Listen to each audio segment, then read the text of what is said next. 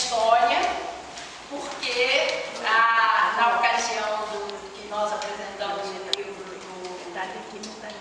sobre a Guerra Civil Espanhola, ficamos mais nesse aspecto, o tempo foi muito curto e eu fiquei só na parte histórica.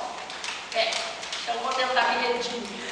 Mas tudo é a parte histórica. Pois é, mas então a minha apresentação vai ser pequena para dar tempo para vocês também falarem. Porque tem uma quantidade tão grande de aspectos que eu gostaria de falar direto e depois eu abro para a discussão. Porque se alguém pega um aspecto e desvia do meu roteiro, digamos assim. Embora eu cito aqui no momento a Janice vai fazer uma palavrinha ao término da minha fala, Janice e Terezinha, porque elas me alertaram sobre dois aspectos. Vocês já vão ficar sabendo, né? Então, tem duas não escritas, mas eu pedi que elas falassem um pouquinho, tá bom? E aí depois a gente abre para todo mundo. O autor Leonardo Padura Fuentes nasceu em Havana, em 1955.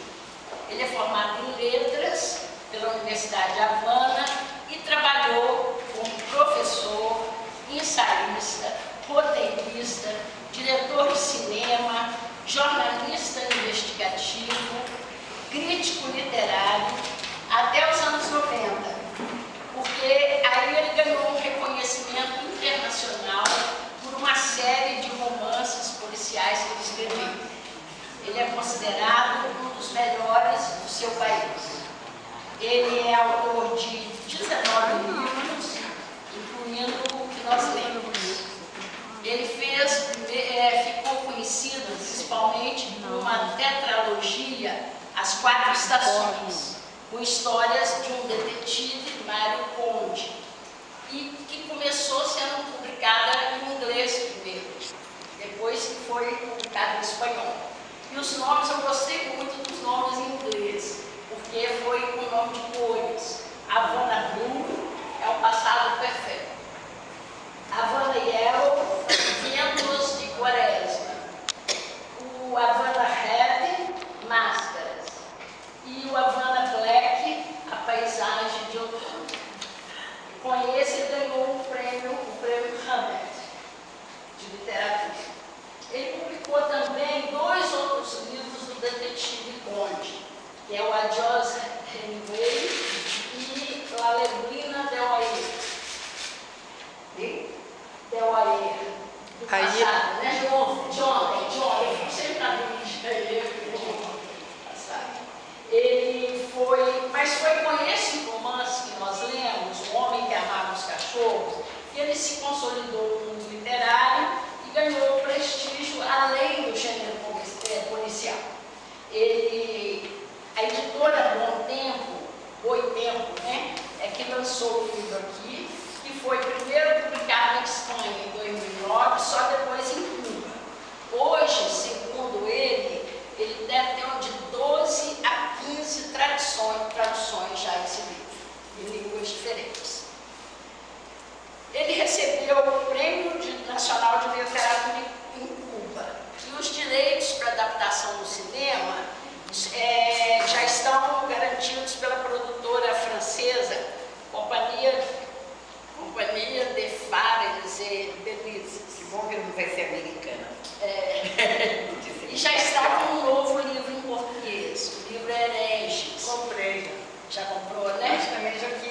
Ainda não. Muito interessante, parece, que ele faz uma pesquisa histórica semelhante com a que ele fez no Homem que Amava os Cachorros, sobre a perseguição aos judeus. Essa temática está sempre presente, né, na literatura, porque é uma grande angústia, essas lutas, essas brigas religiosas, de fundamento religioso, e todo o povo judeu que está aí vivendo nos vários países do mundo, né? Bem, Leonardo Padura esteve aqui no Brasil várias vezes. O ano passado ele veio numa série de eventos para a Flip, né? A Feira Literária de Paraty, em julho, no Rio. Foi para a Feira do Livro em Canoas, no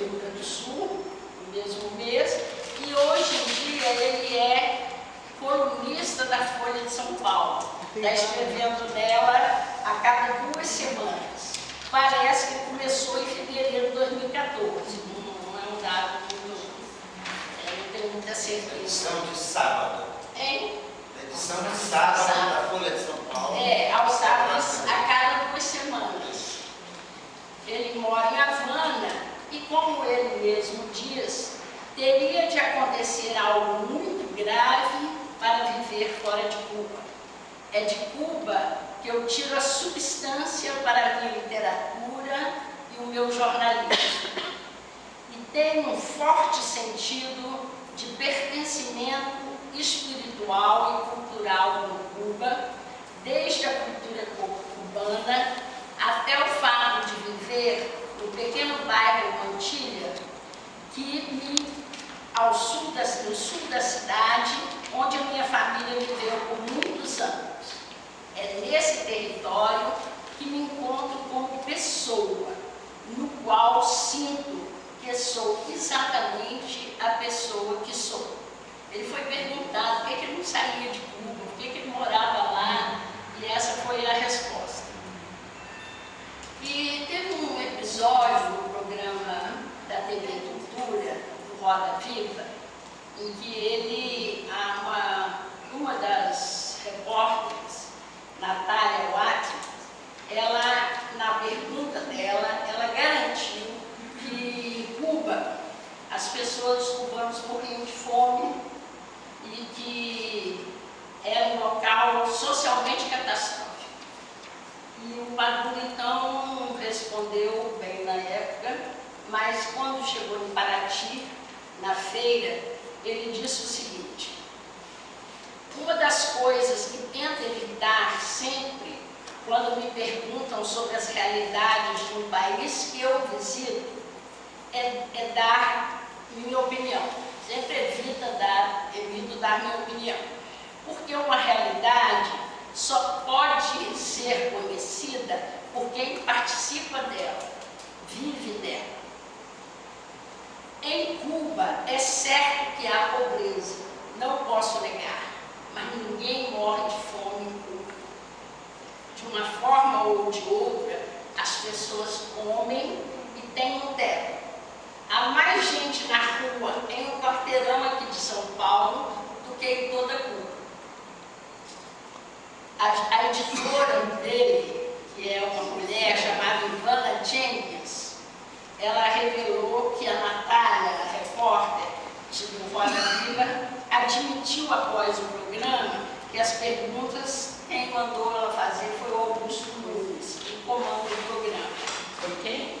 Augusto Nunes, que é hoje quem comanda o Roda Viva.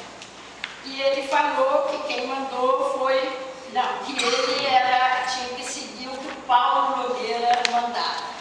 Aí o Paulo Nogueira disse o seguinte: você tem que reproduzir os interesses dos donos do jornal. Essa rotina se torna patética quando você é obrigado a fingir que são suas perguntas elaboradas por gênios como Augusto Nunes. E o Paulo Nogueira ainda continuou, só um minutinho. Se é repórter, ou melhor, se Augusto Nunes lesse o básico sobre Cuba, não cometeria tal estupidez. Cuba tem múltiplos problemas, mas fome não é um deles. Prova disso são os indicadores de saúde do país, entre os melhores do mundo. Nenhum país faminto tem expectativa de vida de Cuba, quase 80 anos para os homens e 82 para as mulheres. É bem mais que o Brasil, na casa dos 70, e mais até que dos Estados Unidos. É porque no livro ele fala que o momento da fome mesmo é o período